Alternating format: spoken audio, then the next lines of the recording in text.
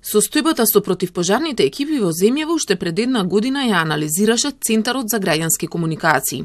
Според нивната дата база не достигаат дури 536 пожарникари, за да го задоволат законскиот минимум. Само на Скопје му фалат повеќе од 200, на Тетово 65, а на Гостивар 52. Но во анализата се отвора уште едно прашање. Ако има доволно пожарникари, дали има што да возат? Во земјава има вкупно 241 противпожарно возило со просечна старост од 28 години.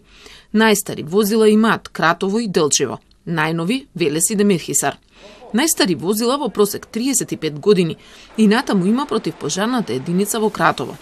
Со истата просечна старост на возилото од 35 години е и противпожарната единица од Делчево, а веднаш за нив на третото место е Струмица со 33 години. Валандово и Струмица ги имаат двете најстари противпожарни возила во земјава.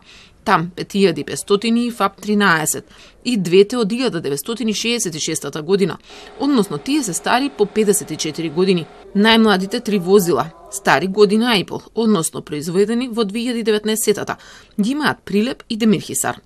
Инаку најмалку противпожарни возила во земјава има единицата во Македонски Брод, само две, додека по 3 возила имаат единиците во Демирхисар, Берово и Делчево. Законот пропиша, ако има големи пожари на целата територија на Македонија, како противпожарни единици действуваат територијалните единици на градот Скопје и општините Битола, Куманово, Тетово, Прилеп, Велес, Кавадарци, Гевгелија, Струмица, Кичево, Охрид, Кочани, Штип и Гостивар.